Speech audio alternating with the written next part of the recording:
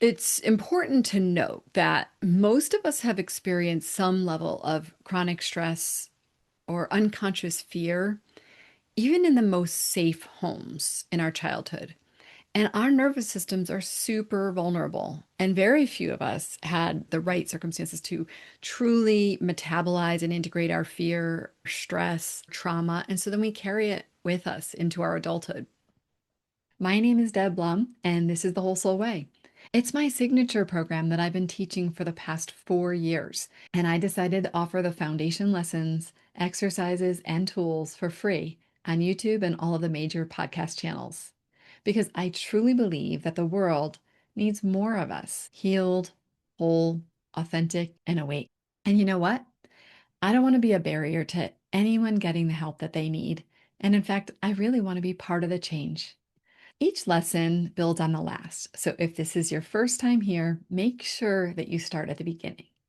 This is your invitation. Show up, do the work, and join the movement of souls who are committed to creating a better world, one inner transformation at a time. Let's dive in. Today, we're talking about one of the most important subjects I think we can be talking about when it comes to healing and awakening and all of the work that we're doing the whole soul way. And it's the nervous system. And what we're going to start by talking about is stress and just a little background on the nervous system. Before we even get started, the best thing you could do is download the workbook and maybe follow along. Because while I might not be reading word for word from the workbook, it really is from the workbook that we're going to flow through this lesson. And there are some great images that will help you to better understand your nervous system and anything else that I'm explaining in this series of nervous system lessons. So, why don't we just get started right now and we'll just dive in? The nervous system is a communication system. We all know we have one, but the question is, do we really understand our nervous system? Because when we understand our nervous system, it really makes a big difference in how we actually relate to ourselves and to the world. And in my opinion, personally, it's helped me to become a much more compassionate person toward myself because I understand why my body does the things that it does. And I understand that some of the things are actually out of my control. Now, is that a forever thing? No. I think we really can get mastery over our nervous system. We can heal it, we can regulate it. There are a lot of possibilities for what's available to us when we understand our nervous system. So, let me just talk first about the autonomic nervous system. This is the involuntary nervous system, and its main job is to signal to our body and the brain when there's a perception of threat or of danger. And it also regulates the internal environment of the body, the things that our body does without us even needing to try. Now, the somatic nervous system is voluntary and it manages things like the movements of your body, your skeletal muscles. It's that really quick thing that when you decide you're going to move your arm, your brain does all of this stuff and uses the somatic nervous system to do that. The nervous system is made up of the brain, the spinal column and spinal cord, and all of the nerves that connect throughout the body. Together, these organs, brain, spinal column, spinal cord, and the nerves that connect everything are responsible for the control of the body and the communication among all of those parts. The nervous system enables us to live, to breathe, digest food, wake up, go to sleep, and the thing that most of us think about when we think about our nervous system, if you're interested in healing in this type of work, is alerting our body when it senses danger or threat. And many of us, one of the problems is that we're facing a situation where it seems like our nervous system might be on high alert. And we will talk more about that. So, the autonomic nervous system has two main branches. And if you want to look at a picture, that would be on page 4 of the workbook. The two main branches are the parasympathetic nervous system and the sympathetic nervous system. The parasympathetic nervous system is the one that brings us down, calms us down. And I think of it like a parachute. The parasympathetic nervous system is like a parachute. You maybe like up in this heightened maybe stressed out place, and the parachute guides you down to more peace and to more presence. The sympathetic nervous system, which is the one that confuses me because when I think sympathetic, I think compassion or I think something like that. So I always think the sympathetic nervous system should be the opposite, but it's the active side of things. And it's where you're in fight or flight, you're in like go mode. So, neuroception is how our neural circuits distinguish whether situations or people are safe or dangerous or life-threatening. Our body and brain unconsciously pick up on and translate cues of real or perceived safety or danger in our internal and our external environments. So, this process of neuroception is happening all the time. And it's important because the human body is somewhat fragile, and survival is the ultimate goal of being a human being. So it's a good thing. And it's the reason why you're here. It's literally the reason why you exist, because your ancestors had excellent neuroception and they were able to pick up on cues and address actual danger situations and get to safety so that they could live and procreate and that the next generation could keep living, because that's the only reason why we continue to perpetuate this human species. We've talked in the Whole Soul Way program about the idea that we have these different parts of our brain, and one of our goals is to continue to stretch into our prefrontal cortex, because the amygdala and other parts of our brain, the sympathetic nervous system, they're in there looking for danger, looking to see what is scary, dangerous, life-threatening, and oftentimes keeps us in this go mode, this busy mode, this fear-based mode. And the prefrontal cortex is supposed to help modulate that by saying, well, actually, are you really in a dangerous situation? And helps to assess if it's safe or if it's not safe. As we do more healing work and we regulate our nervous system, we're able to actually inhabit our prefrontal cortex more. We have executive functioning and being able to think and assess. In addition to that, we also want to be able to develop awareness of and connection to our autonomic nervous system so that we understand the cues of our internal physiology. So with the prefrontal cortex and with understanding our internal physiology, we can make conscious choices when we feel triggered or when we're in a situation where we're activated, that instead of being at the mercy of our reactivity, we become one who can make choices, respond intentionally, and be somewhat in control. I want to read a quote, which is from Stephen Porges. And if you don't know him and you're more interested in understanding the nervous system at a deeper level, he's definitely someone to investigate because he's got some books and he's really great. So, because of our heritage as a species, neuroception takes place in primitive parts of the brain without conscious awareness. That's why I was saying sometimes we don't even know this is happening. The detection of a person as safe or dangerous triggers neurobiologically determined pro-social or defensive behaviors. Even though we may not be aware of danger on a cognitive level, on a neurophysiological level, our body has already started a sequence of neural processes that would facilitate the adaptive defense behaviors such as fight, flight, or freeze. So we all know this at some level, right?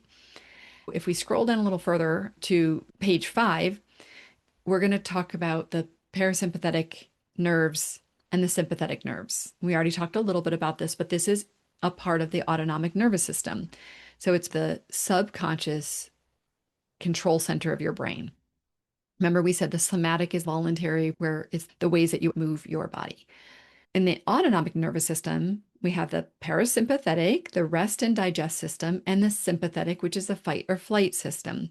So in the parasympathetic nervous system, these nerves come out of the brainstem area, and they're responsible for very important things like breathing and our hormones, our heart rate, sexual arousal, metabolism, tissue repair, a whole bunch of really important things. And it's also part of what restores us to the normal resting place after a fight or flight response. As I was saying, it's like a parachute and it brings you down safely to homeostasis. So it brings you into more of a balanced place again. I want to be clear that it's not that parasympathetic is necessarily better than sympathetic. It's more that we don't want to be in overdrive in sympathetic. So it's more about, can we be in balance between the two? And that's actually a really important thing for all of us to be paying attention to, because I think with social media and all of the things that are happening in the world, it's easy for us to automatically be in this over-engaged, revved up sympathetic nervous system and feel stressed and burnt out and out of balance. And that's one of the important things for us to understand here, is that we have another part of our nervous system, the parasympathetic, that we can consciously and intentionally engage and bring balance to that. The sympathetic nervous system is the fight flight system. The sympathetic nerves come out of the spinal cord, and it prepares the body for emergency situations. And this is unconscious. It just produces rapid mobilization to avoid danger. And it's responsible for our survival, for keeping us safe. And it regulates the internal function of our body. So it's like the dilated pupils, it's increased heartbeat. And it actually, in addition to some of the things it does that are excitatory, that are getting us engaged, it also inhibits other things like digestion, because it takes all the blood that go to your digestion or any other parts in your body, and everything else goes to your limbs and anything you would need to, say, run or to hit or to do something that could protect you. So then let's move on and talk about our fear responses. And then I want to talk to you a little bit about polyvagal theory. Most of us are familiar with fight, flight, and freeze, and many of us are very familiar with fawn, but might not have ever heard of it this way. Fight is really more in the place of attacking, moving toward someone, saying or doing something, controlling, acting out. Often there's anger, irritability, strong ego boundaries, more like walls. And it's an engagement of the sympathetic nervous system. And it's oftentimes like, you're wrong and I'm coming at you. Flight is running away, energetically leaving. There's oftentimes internalization, worrying, trying to avoid, panicking. Anxiety falls under the flight category. This is also the sympathetic nervous system.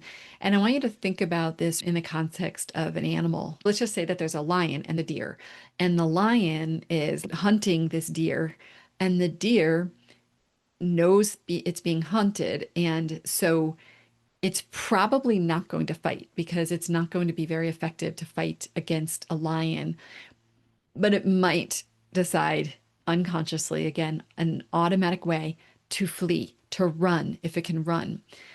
But it also could, as a last resort, go into freeze.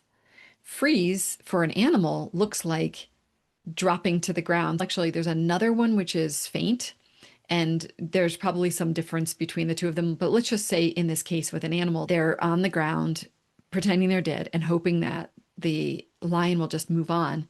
And then when the lion moves on, they come out of its freeze mode and then usually shake to be able to come back into a regulatory state. That's a parasympathetic response. The freeze response is actually a different part of the nervous system. It's the dorsal branch of the nervous system.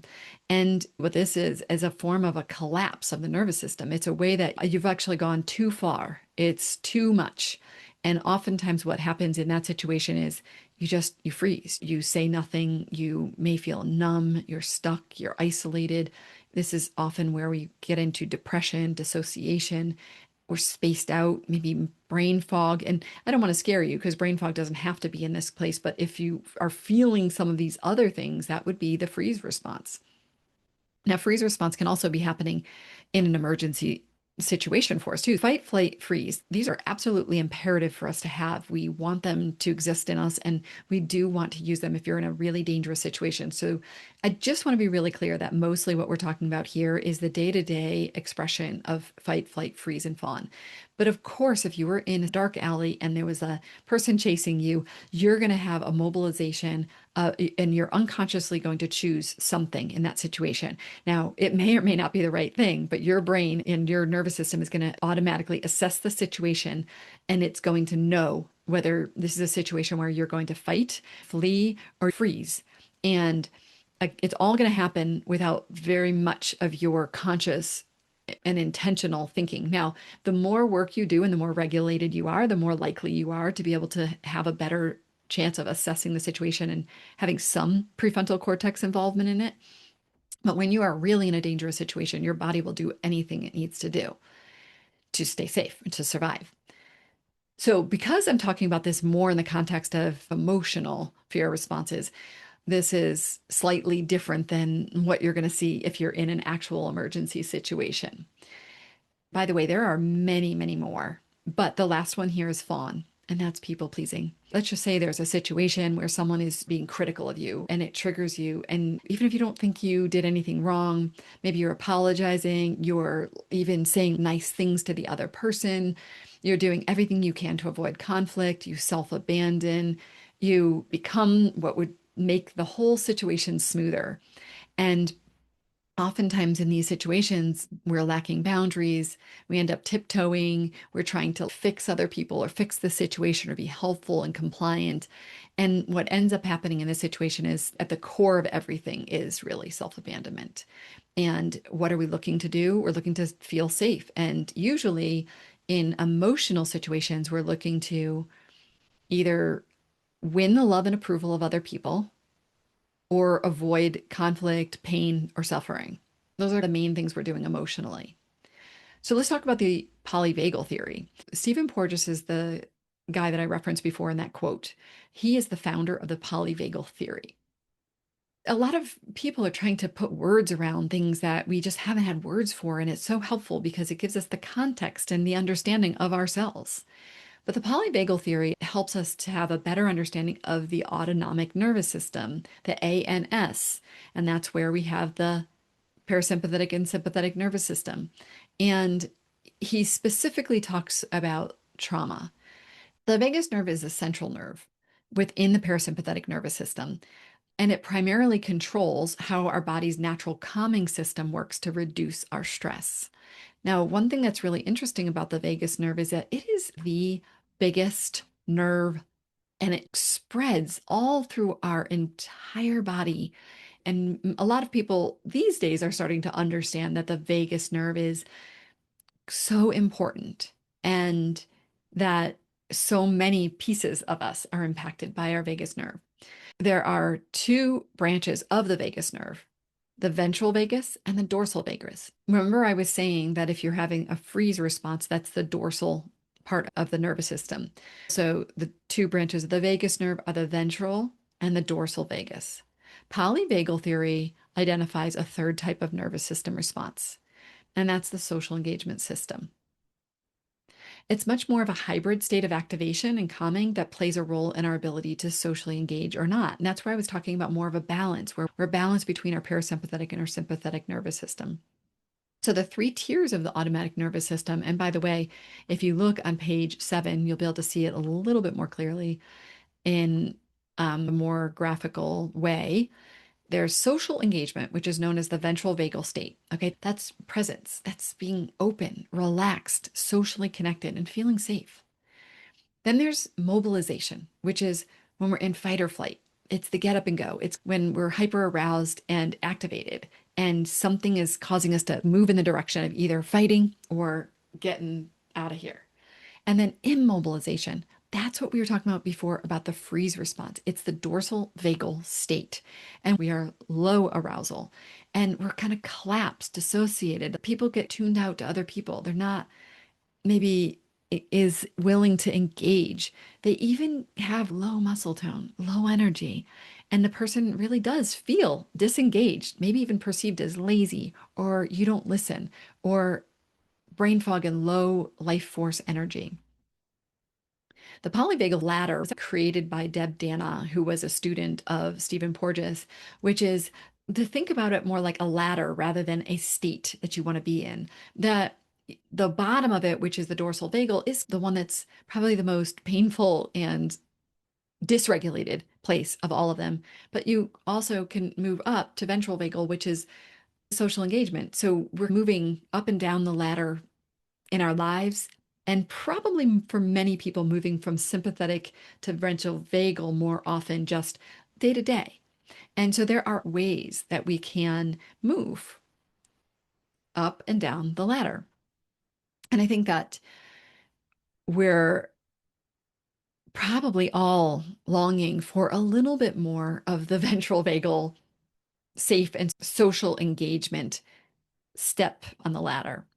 On page 8, I share another visual that I think is super helpful to be able to understand these different states. If you find yourself in any of these states in a more persistent way, maybe you're always feeling this sense of laziness and apathetic feeling or brain fog.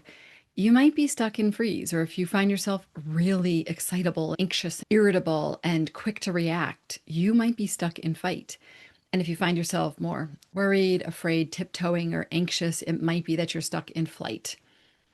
And also, if you find yourself mostly grounded, present, curious, and open, then you may find that you're stuck in social engagement. So pay attention to that and see what you think about it. And the idea is that as you do more of this work, that you find yourself spending more time in social engagement, more time in the place of being more balanced in the present moment, curious, open, compassionate, and mindful. And the other thing too is when you're in this social engagement place, in your ventral vagal place, you actually are not just feeling differently in your emotions, but you also really are healthier. It's a healthiest place. It's when our digestion is at its best. It's when we have our best response to infections and our immune system.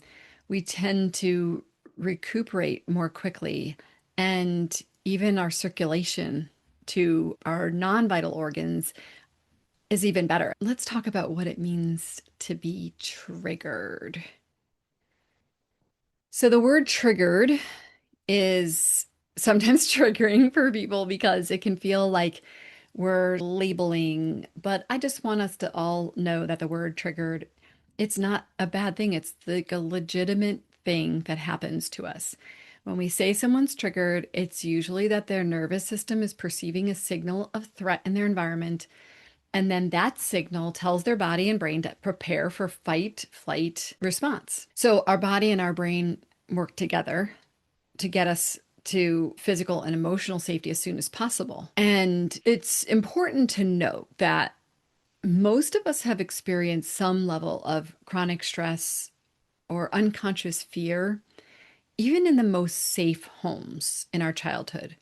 And our nervous systems are super vulnerable. And very few of us had the right circumstances to truly metabolize and integrate our fear, stress, trauma. And so then we carry it with us into our adulthood. And most people didn't have a parent that they could co-regulate to. And really, the optimal state for a child is to be in the presence of someone else for at least some portion of the time who is regulated and that we can co-regulate to them. And the more that we understand our nervous systems, the more that we can intentionally do that. And then as parents, be able to bring that regulated nervous system to our children so that they can co-regulate to it. But this is what's really hard these days, is that what feels normal for most of us is a persistent level of stress and fear because it just looks so normal. It's because of what we experienced as children, but also because it seems like that's what all of us are experiencing.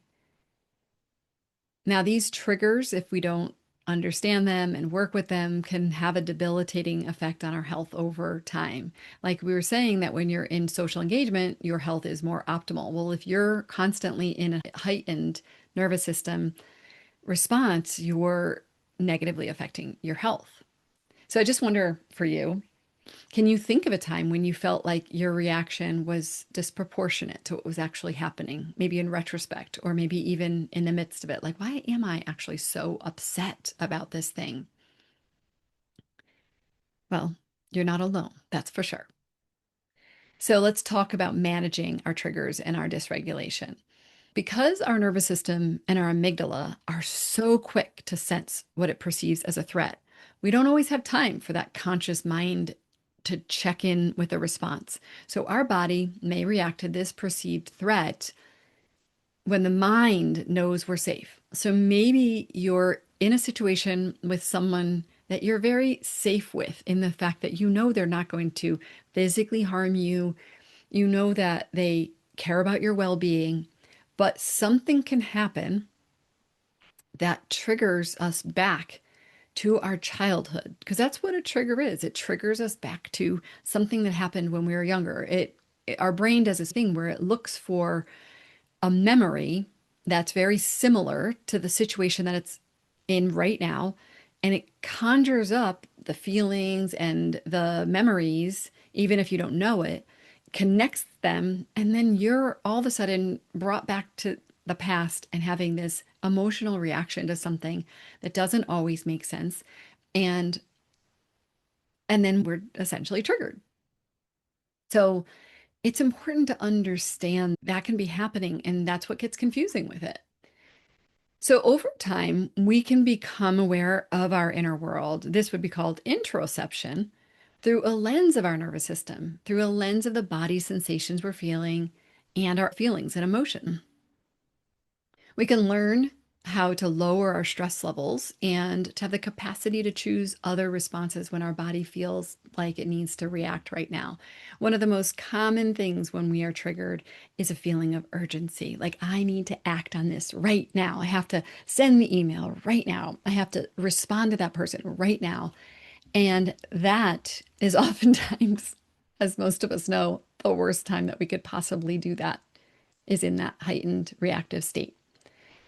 But when we lack the skills to notice our fear responses or to be aware of what's happening in our body, what sensations are there, or to bring ourselves into a more calm and regulated state, we use coping mechanisms, these things that we learned to survive. And those things are there for us to help us to feel safe, to feel in control and calm. It's not necessarily calm from the inside out. It's more like I'm trying to control or exert power over a situation or a person to try to manage and control these circumstances, or maybe run away from the situation and withdraw from people or situations, but it's in an attempt to feel safe and in control. So that's what's tricky, right? Is our minds might know we're safe, but the body's neuroception can be firing danger, danger, alert. And maybe it's something like intimacy with another person scares us because of our developmental trauma.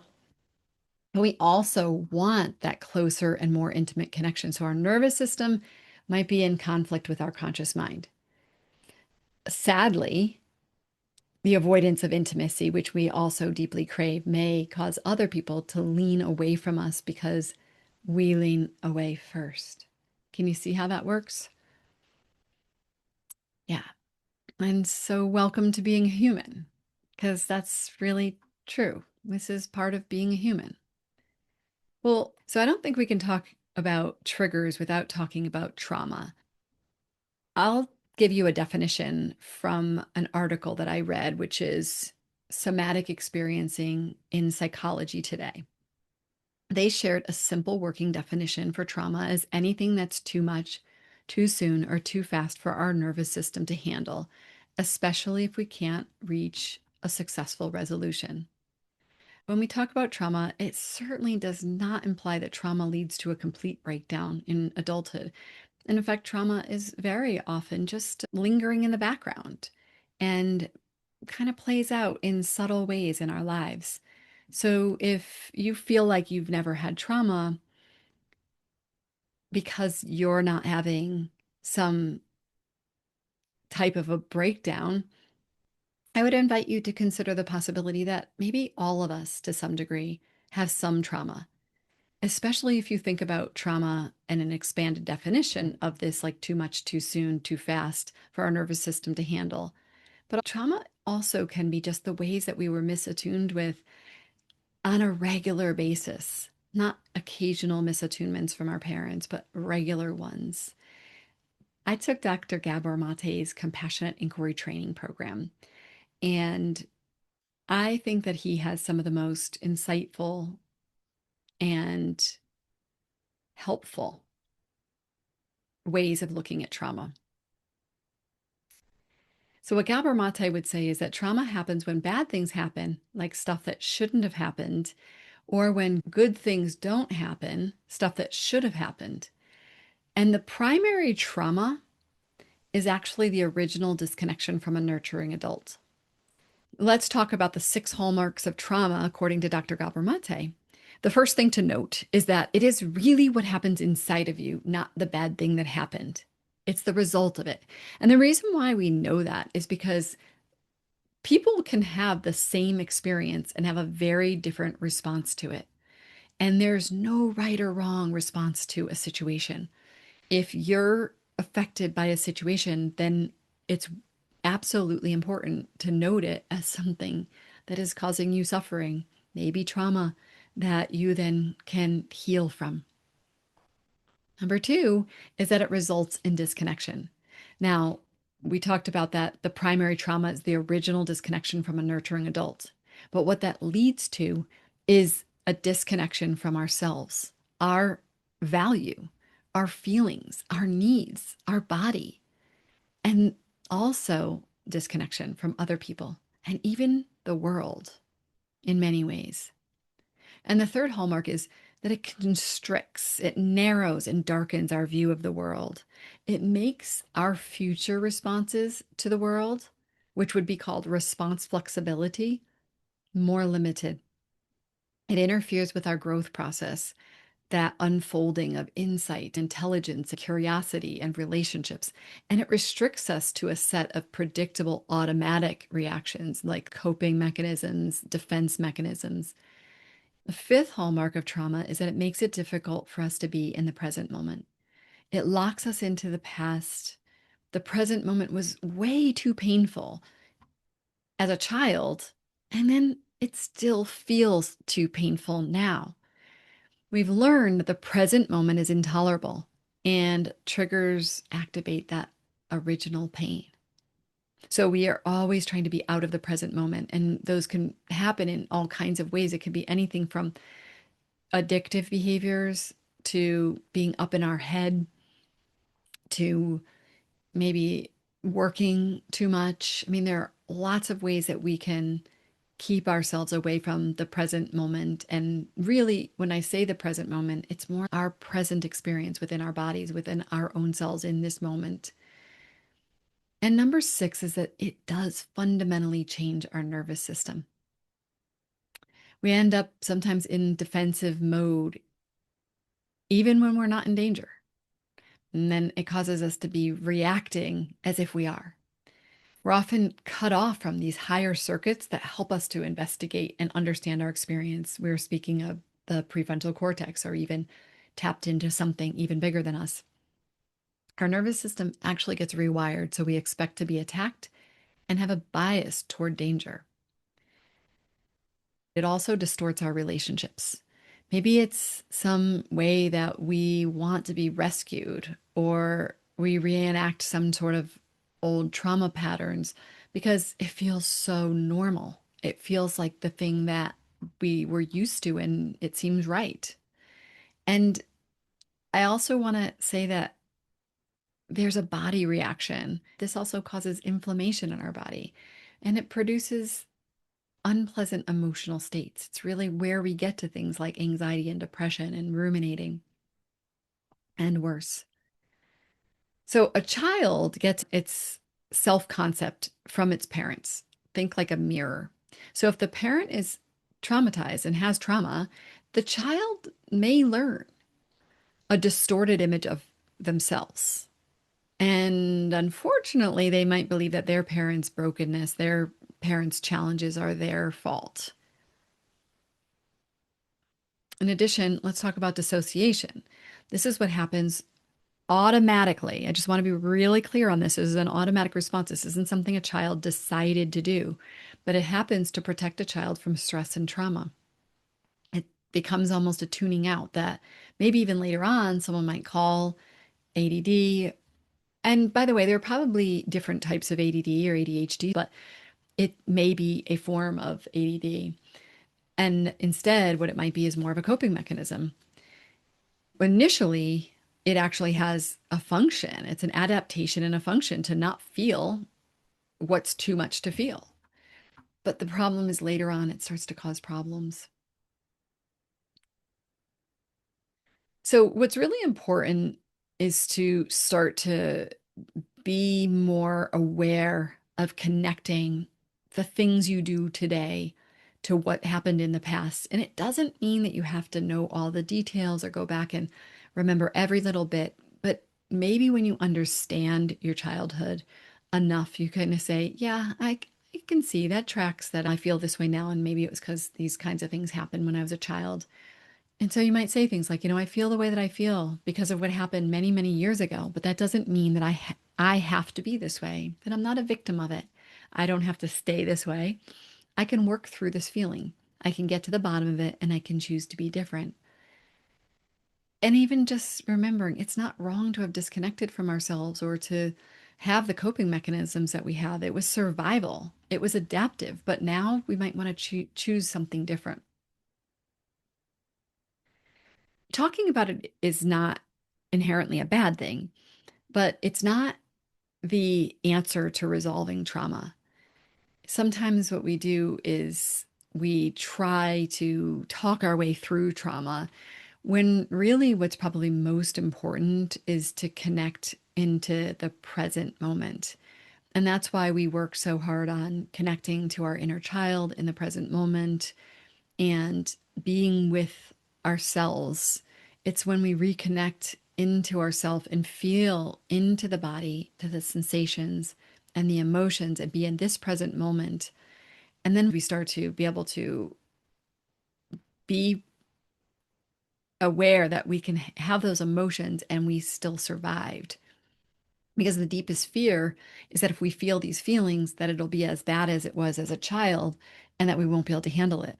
But the difference is now we're adults, and as adults, we actually can handle it. There's just a part of our brain, I would say it's the inner protector part, that's saying to us, no, no, no, those feelings, those emotions, those sensations are way too bad and you won't be able to handle it. So then we have to come in with our adult self and say, no, no, no, I actually can handle it now. I can hold myself in this. And another piece of this is the importance of examining our perceptions, because our perceptions are what tell us how we interpreted the situation that we were in. We can't change our past, that we know, but we can change what we made the past mean about ourselves. So, in other words, when we were children and something happened to us, we may have made something mean something that is causing us pain now, like, I'm not lovable. I'm not worthy of attention. I must not matter. I'm a bad girl. And when we interpret things that way, then what happens is it changes how we relate to others in the world. So as we examine our perceptions and the meaning that we made of our traumas, we get to start to change some of those things. Hey there, Deb here. Just one quick interruption. If you've been diving into the Whole Soul Way round one, the foundation and core lessons, and you're finding that it's really resonating with you, that is amazing. Now, some of you will get so much out of this free content, and that will be enough. But if you ever feel called to take it deeper, or you think you'd like a little bit more support, just know that there is a whole journey waiting for you inside our full program. Joining the full Whole Soul Way container means that you'll be part of a community, not just any community, a community of people who are incredibly committed to their journey, who are engaged, empathetic, and so inspiring. And this community and my leadership means that you get more support and contextualization to your own life. Also, you'll have access to rounds 2 and 3 and future rounds that I create, where we take what you've learned in the foundations and then practice applying it to the nuance of our lives. We experience deeper embodiment of the healing, and it really allows us to step more fully into this way of living. This is really where the deeper transformation unfolds, when you have the support you need, community, in a container that's really sacred and safe. So if this is speaking to you, I definitely would say check out the full program and see if and how we could support your growth on an even deeper level. You can check it out at thewholesoulway.com/program. Okay, let's get back to it. Let's talk about stress. So stress is not inherently a bad thing. I know, you probably think it is because it seems like it is, but it's not. Now, when we are triggered, our body unconsciously sends a cascade of signals and sensations and hormones throughout our body. And often in our modern times, especially these days, even though most of us are physically safe, our neuroception has gone a little wonky and our reactions to perceived emotional and psychological threats are on overdrive.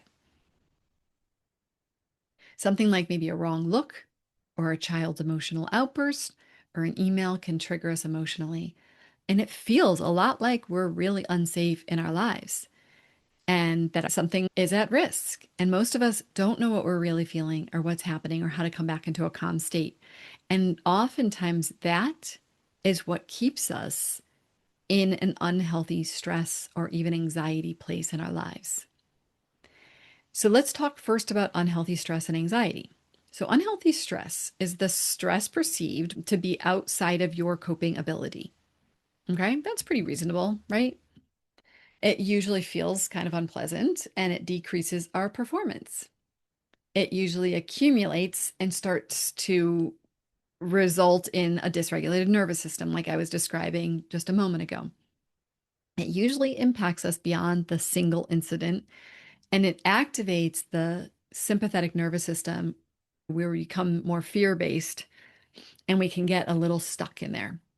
And the worst case scenario on this is that it leaves you in a freeze pattern where you feel helpless and like you can't escape the stress. And let's talk about anxiety. Anxiety goes beyond feeling stressed and nervous. It produces these disconcerting behaviors. It's fear focused, future leaning, and usually has some type of imagined negative outcome. Some people might call it future catastrophizing. It's in the mind and it triggers a sympathetic, fear based nervous system and ends up causing a cascade of bodily symptoms. So it's interesting because I know my experience of anxiety is that it surely feels like it's not in my mind. It surely, well, a part of it feels like it's in my mind, but a part of it feels like it's in my body.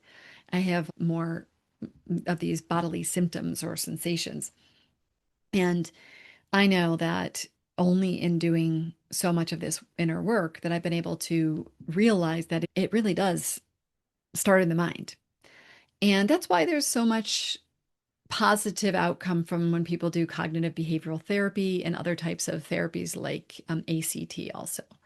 I find that people who do the whole soul way and learn how to be with their inner child and their feelings and reparent themselves, that they also can move through stress and anxiety in much more healthy ways.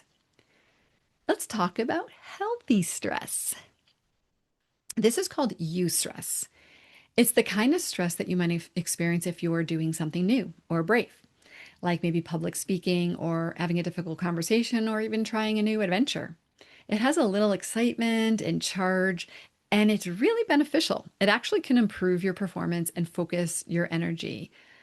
And then it also tends to be discharged after, so it doesn't usually have a long-term impact. So we don't want to just put everything in the category of bad when we think about stress. But I just wonder, as you're sitting here, I wonder, how does stress show up in your life? Do you find that you navigate stress well? Do you think you tend to have more healthy stress, unhealthy stress, or anxiety in your life?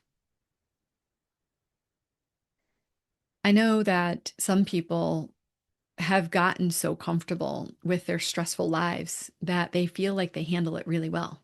They really cope with it well. And I want you to think about, if you have a very stressful life, but you seem to cope with it well, is it really what you want? You know, I worry about that in the long term, that we end up with unhealthy bodies because we just tolerate too much stress. And sometimes we get taught that we have to tough it out, we have to be strong, we have to keep going and power through.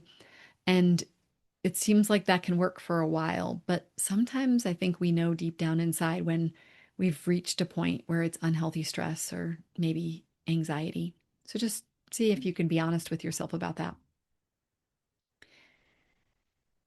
Discharging stress. When our sympathetic nervous system, fight flight response, is engaged, adrenaline increases in our body, right? It increases our heart rate. Why? To get more blood to our arms and legs so we can move. It increases our breath rate to expel carbon dioxide and bring more oxygen to our tissues.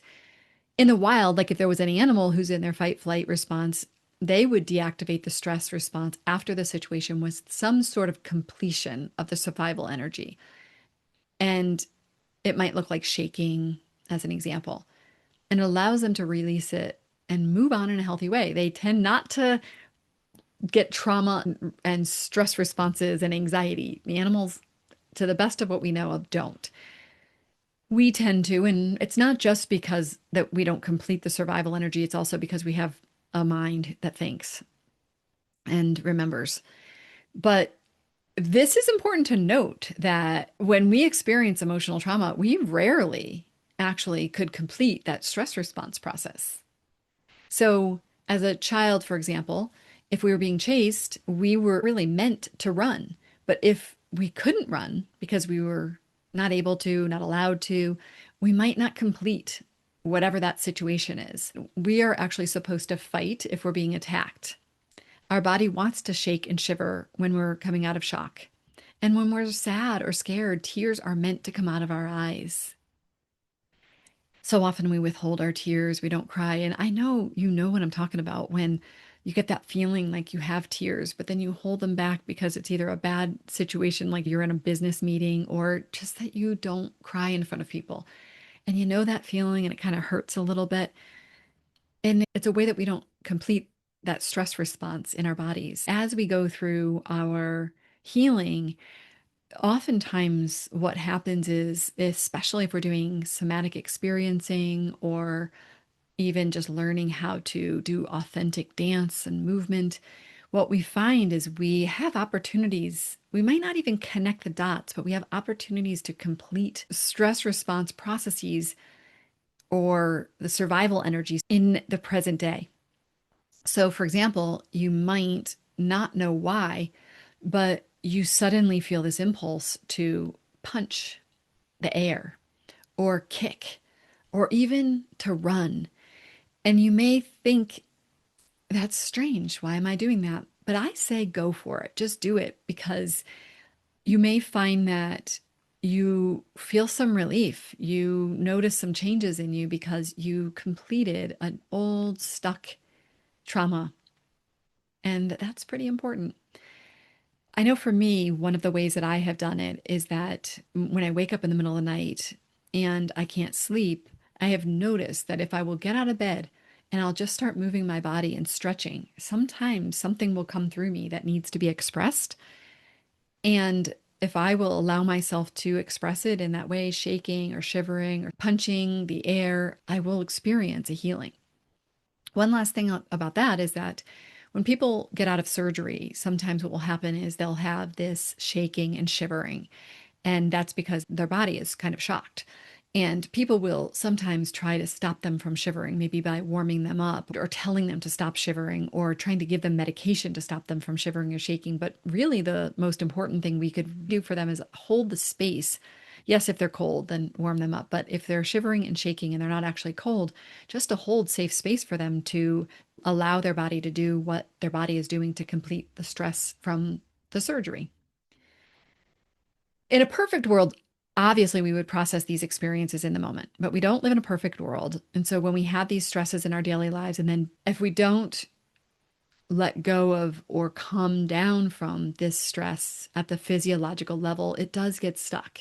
It gets stuck in those fight and flight freeze responses. And the stress does accumulate. And we don't ever get to come down or calm down. So this dysregulated nervous system can't discharge the energy promptly. And then because of that, like it's just hard to let go. We get stressed, we get anxious.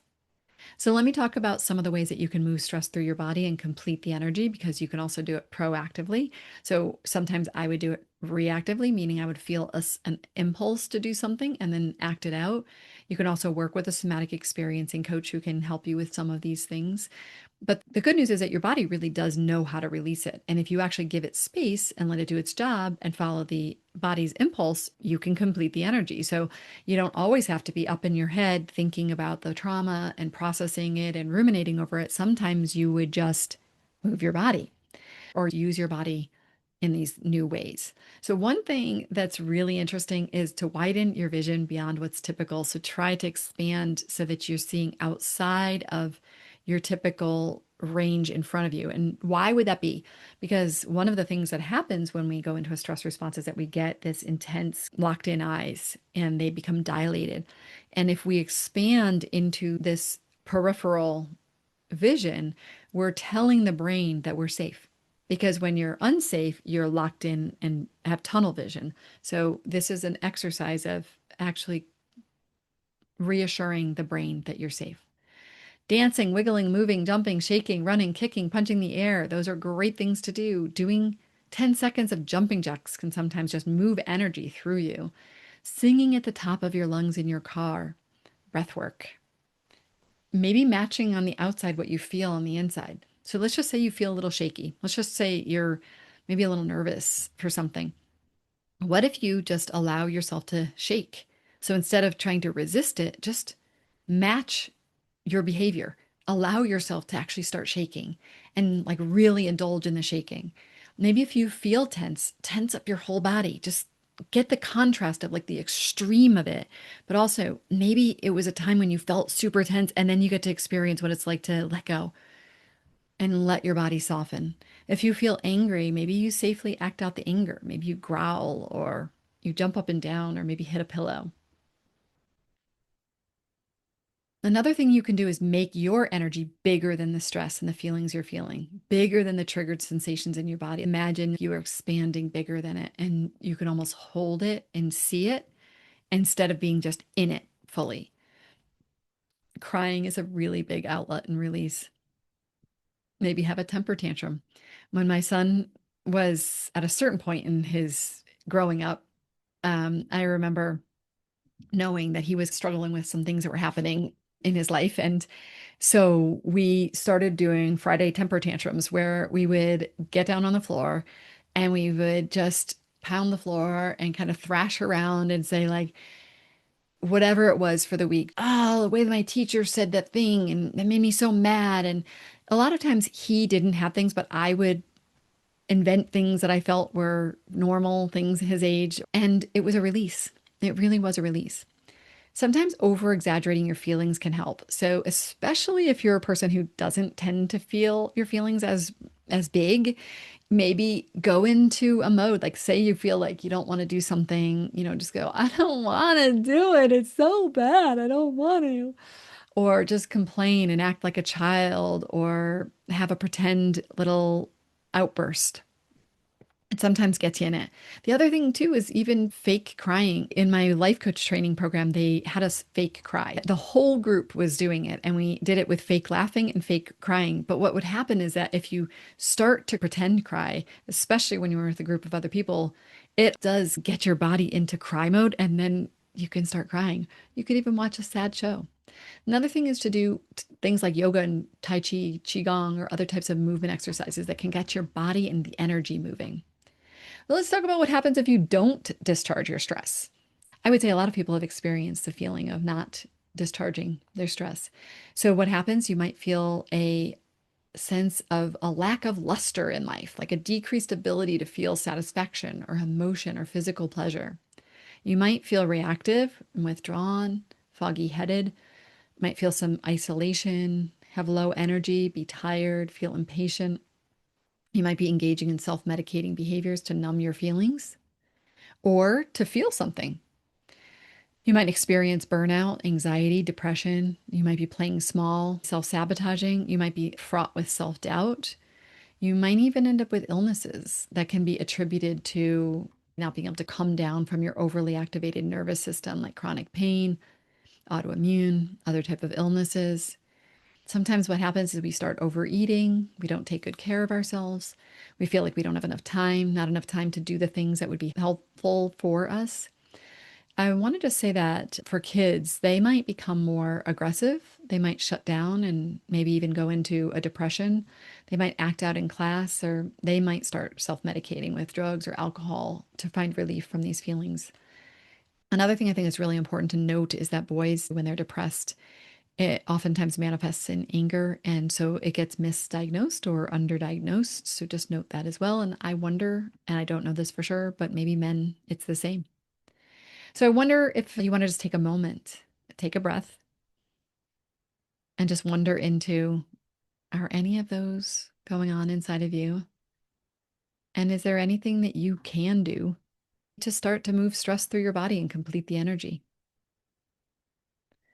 Don't forget to go grab the workbook if you haven't already, because I think that having the workbook and having these lists in front of you might be helpful. So, what are some of the ways that you deal with stress? I'll list some.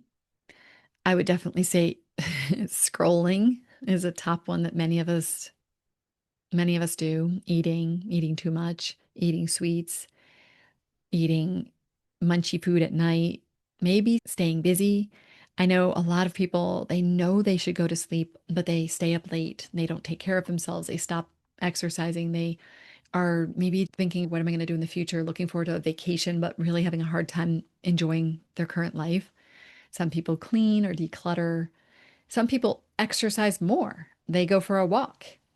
They might meditate or do yoga. I think a lot of people will work and go on their computers, go on their phones. Some people take it out on other people. I think some people will listen to music or do something relaxing or just do nothing and get lazy, or sleep, or watch TV, or drink, or do drugs. Some people go into retail therapy. They might talk to a friend. They might go to their therapist. And as you can see, these are varying levels of healthy ways of dealing with stress. Some people ignore and avoid it. They might isolate themselves, maybe procrastinate, or some people get into a hobby to escape it, which is great. It's great. But sometimes we also have to deal with our stress. Some people smoke, other people go in nature. Maybe you spend time with your pets or watch or read something that's funny and laugh. And I wonder what you do when you feel stressed. What types of things do you do, and which ones do you think are more healthy, and which ones do you feel are a little less healthy? And maybe you can choose something a little more healthy that might really help you.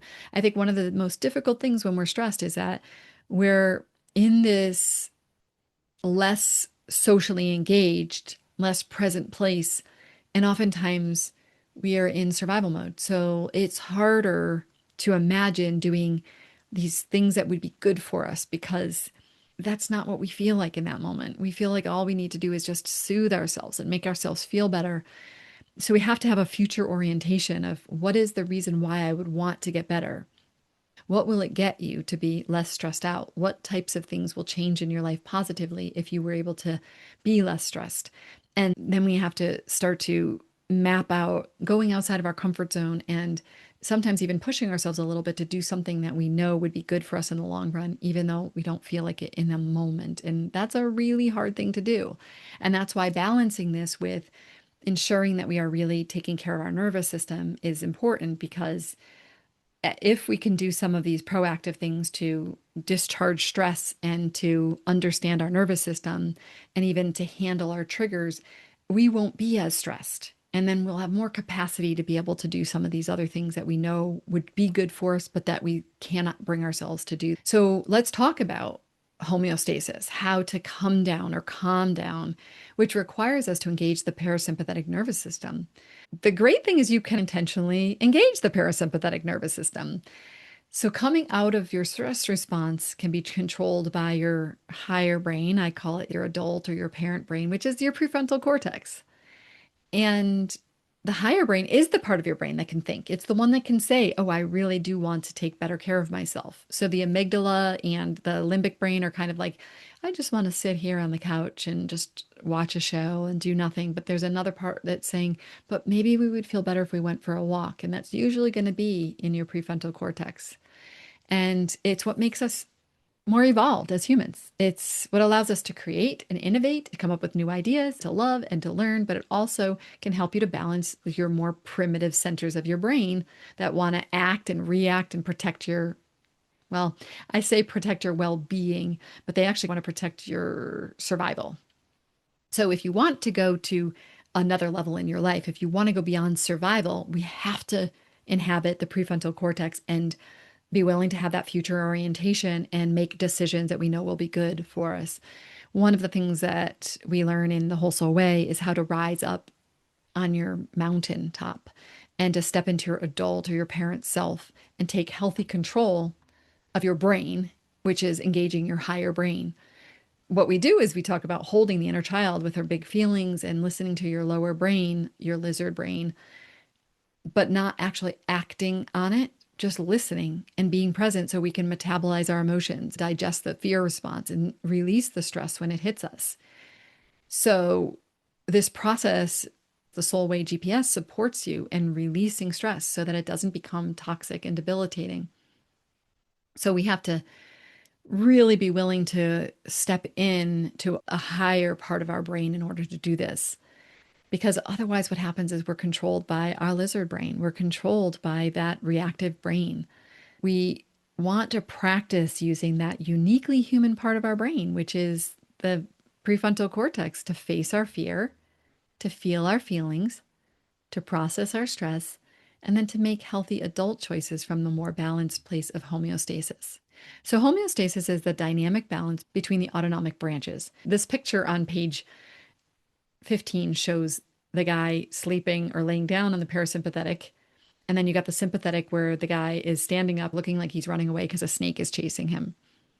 This is showing a seesaw and there's a fulcrum in the middle. And we're looking at how do you balance between the two. And again, it's not that one is better or worse. We sometimes need to engage the sympathetic nervous system, but we also can't thrive without engaging the parasympathetic nervous system too. Let's wrap up this section on ways that we can proactively regulate our nervous system. Here are a few different ways, actually 10 ways. So you can bring your attention to your physical sensations in your body. This could even be a bit of a meditation for you. And I don't mean like you have to sit down and om. I just mean close your eyes, sit down, and tune into your body's responses. You could even do this during a meeting. You could do this while you're having a conversation with someone and you notice you're getting a little bit activated. Just feel the chair under your butt. Feel your feet on the ground. Become aware of your breath. You don't even have to change it. Just notice your breath. Pay attention to whether you feel tingling, coolness, heat, or tension, and then bring your attention there. Notice what it's like to feel the air on your skin or maybe your socks on your feet. Notice your saliva in your mouth. Maybe lightly run one or two fingers over your lips. These are things that bring you in connection with your body. The second one is to breathe. So this one, you can notice your breath. You can change your breath. You can breathe deeply. You can slow your breath down. You can count your breath. Notice the air coming in and out of your nostrils. You can focus on one of the breaths, the in-breath or the out-breath, and notice which one feels which way. Oftentimes what happens is if you're feeling a little sleepy, you focus on the in-breath, and that kind of engages that sympathetic nervous system and gives you a little energy. If you focus on your out-breath, a nice long out-breath, it tends to be calming. Remember, the parasympathetic is the parachute that guides you down. So imagine you breathe out and you're coming down.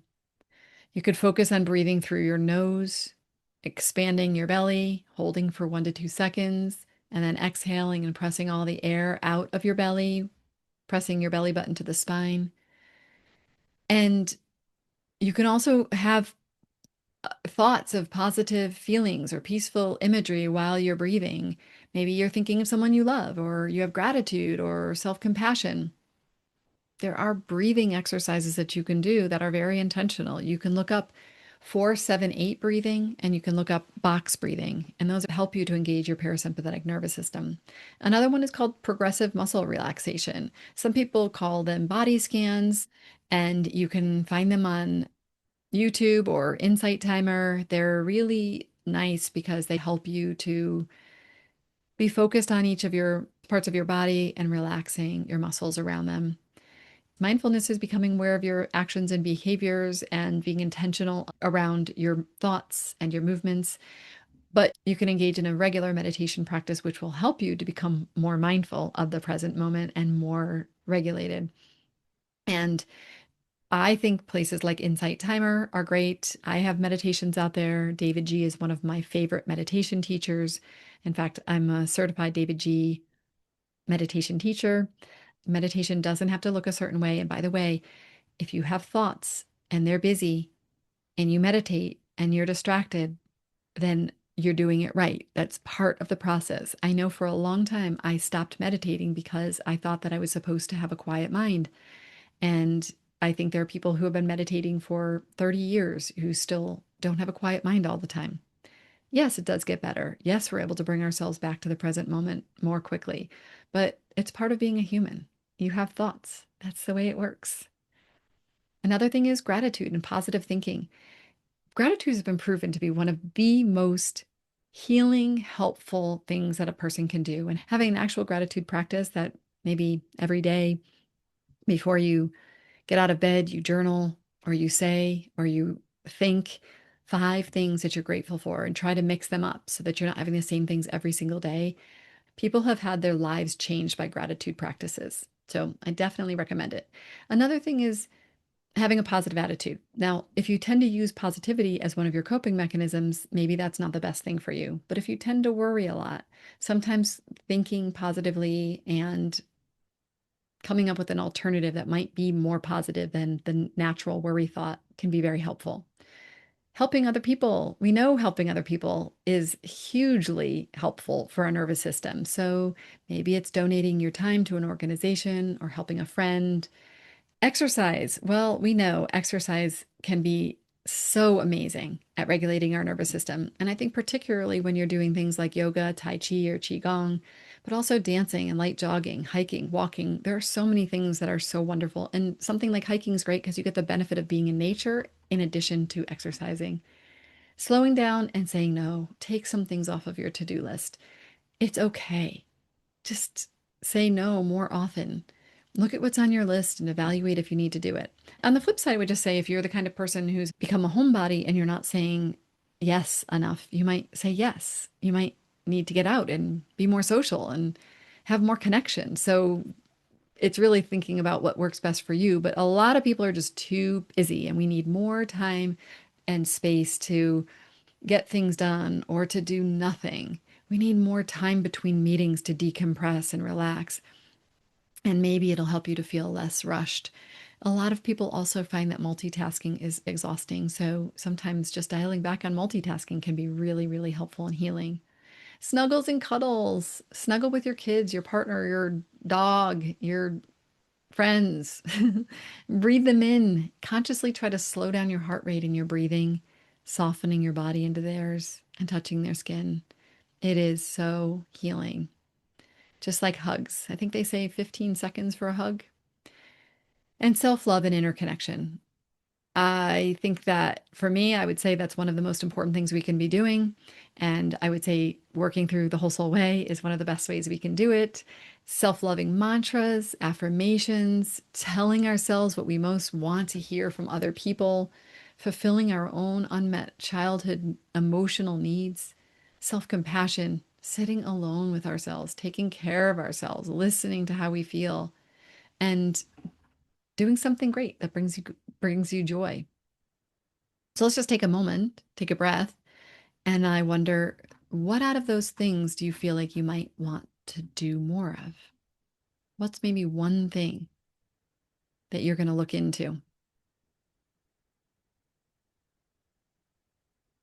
So, what happens when you have a healthy nervous system?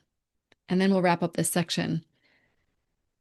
I think that people who have a healthy nervous system, besides being socially engaged, present, and feeling better, there's a way that specifically I think people tend to have more energy, maybe have higher emotional intelligence. Oftentimes people get better sleep, and maybe that's why they feel better, but that's a good thing to feel more relaxed and healthier.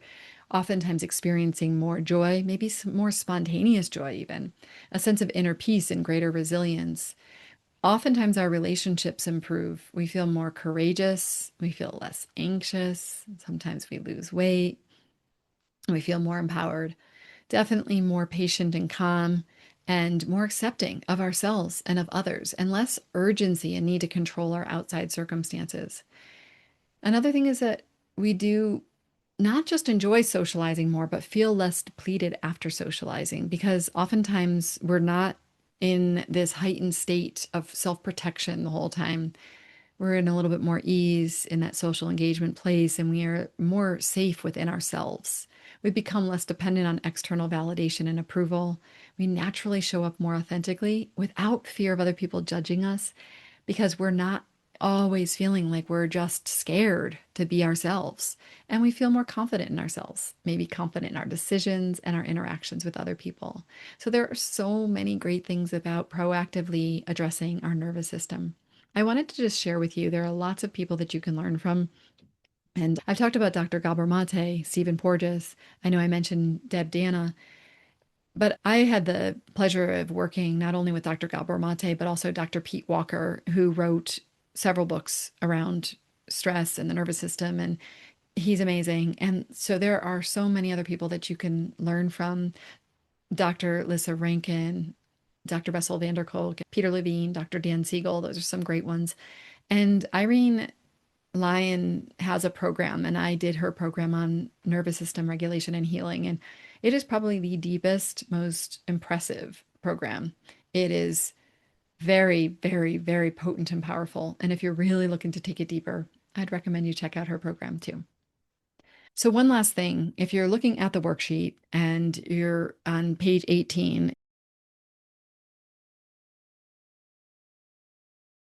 you'll see a worksheet talking about your relationship with pain and discomfort. So, oftentimes, the reason why we avoid facing our stress is because we're afraid of pain and discomfort and negative feelings and uncomfortable sensations. So, examining what it is that keeps you from looking at your feelings and your experiences from the past or your sensations in your body, it's important to look at the reasons why we may feel uncomfortable looking at our pain or negative feelings or uncomfortable sensations in our body. And when we understand it better, we are able to perhaps be more brave and willing to explore what it is that has us remaining in more stressful states and continuing to be more triggered and activated by the world. All right. So we will wrap it up here, and don't miss checking out the next lesson in the nervous system series here.